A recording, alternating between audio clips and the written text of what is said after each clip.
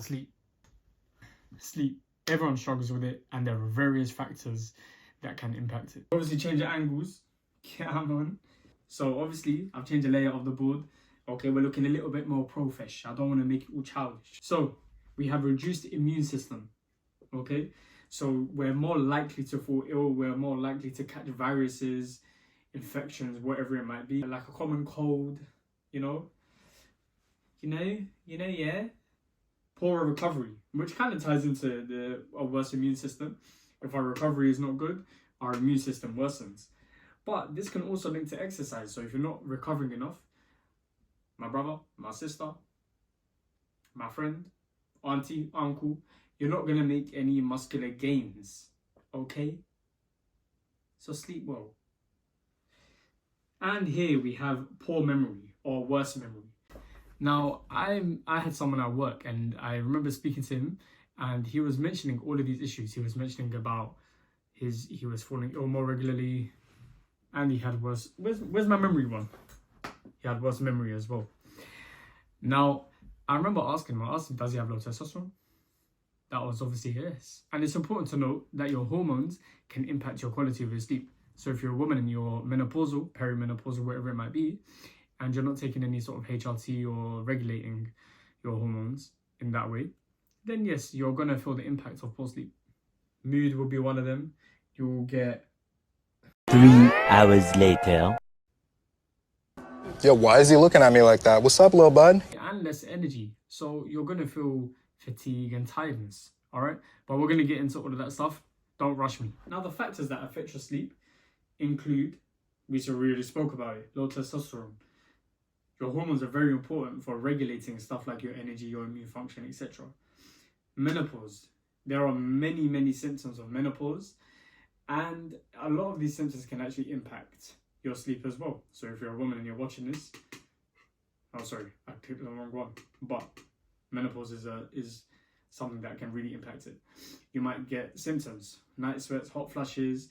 You might get brain fog. You might get... Your mood is going to be worse because then you have lower levels of estrogen and progesterone. There's so many factors that come into it, okay? Now, other things would be stress, and we spoke about it in the last episode, where we said that stress can raise cortisol levels. And if your cortisol levels are constantly raised, then it causes your melatonin production to be lower. And again, we're going to go into that later on in the video. Stop rushing me, man. Work-life balance. If you have a poor work-life balance, your brain is constantly switched on. You're going to be working all day. When you go home, if you don't work from home, you're going to be going home to then open up your laptop, look at emails, and do more work. We are not meant to live to work. We're meant to work to live. Work is supposed to fund our life. It's not supposed to take over our life. Yeah, boy. Now, the last one, and I'm sure that many people don't actually realize how much it affects them, is low physical activity levels. If you have low physical activity levels, stuff like your serotonin, which is important to regulate sleep and it improves sleep quality actually, can be impacted. Physical activity can be anything from movement, walking, gardening, cooking, cleaning, okay? But it also includes stuff like physical exercise, lifting weights, running, cardio, etc., whatever else it might be. Hiking, if you're into that, if you have those kind of surroundings. If you do, lucky you. Your serotonin is important, or it assists at least in improving the quality of your sleep. So if you have lower serotonin production, you should expect a poorer quality of sleep.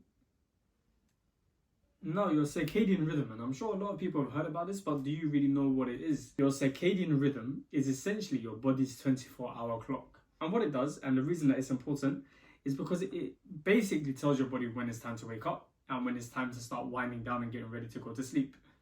And this depends on melatonin production. This depends on your settings, so if you're exposed to bright lights. This depends on your general nighttime routine, let's call it that. There are various factors that come into this as well. Your circadian rhythm and melatonin production generally is guided by your brain. I'm going to draw up a diagram for you. It's artwork. That's your brain. I'm sorry to hear that your grandma passed away. I actually am like, obviously I'm gonna be upset about that, yeah.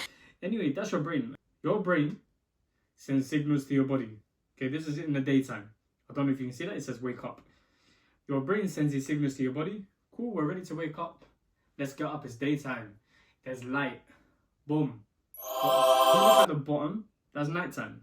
So your body sends signals to your body, I'm tired, so I'm ready to go to sleep. Put your head onto the pillow. You set the lights a little bit dim to get yourself ready to increase that melatonin production. Boom, you're knocked out, you're sleeping. Again, we're going lifestyle made simple, lads.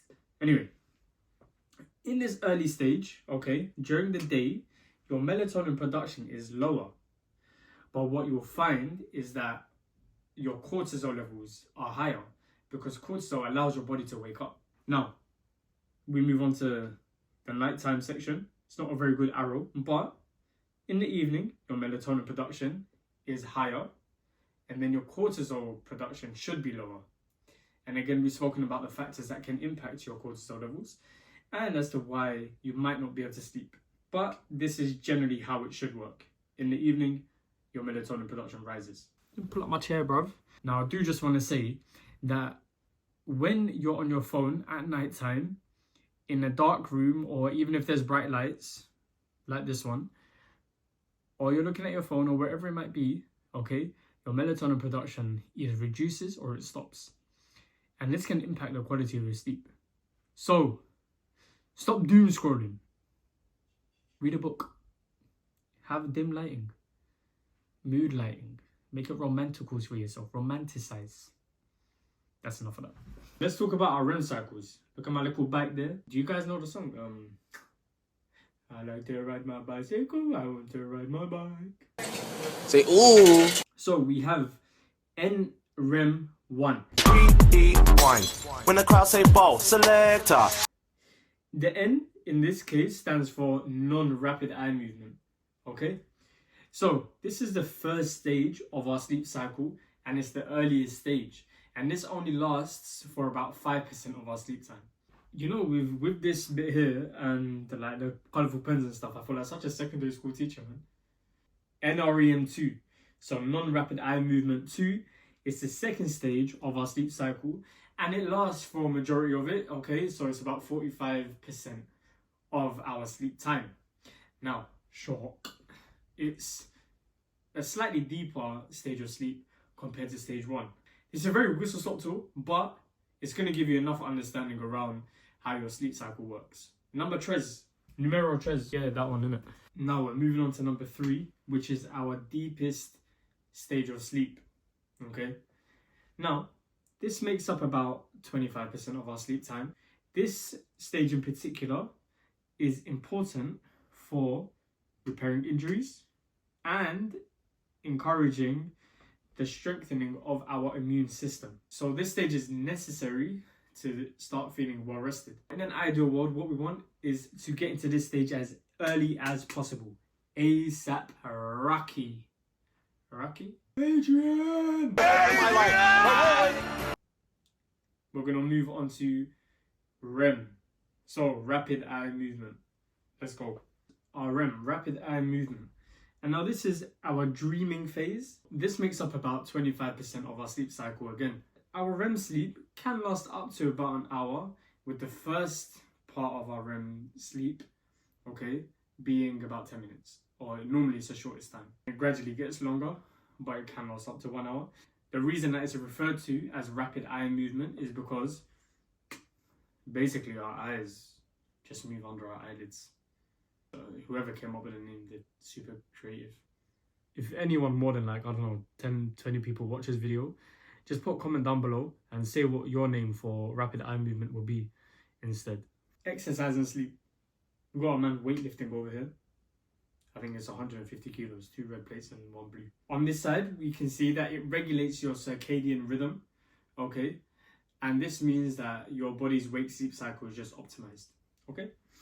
Then we go down, and it optimizes our melatonin production as well. So when your body's ready to go to sleep, you will know, because you start feeling tired. All right, we move over here, and you have better body temperature regulation. Now, the natural rise and fall of your temperature, of your body temperature, I should say, actually reinforces the sleep cycle, okay? So when you're ready to go to sleep, your body temperature actually reduces, and then when you wake up in the morning, your body temperature is actually a little bit higher. Here, okay, it regulates cortisol timing. So when you wake up first thing in the morning, your cortisol is actually increased. Okay? It's up.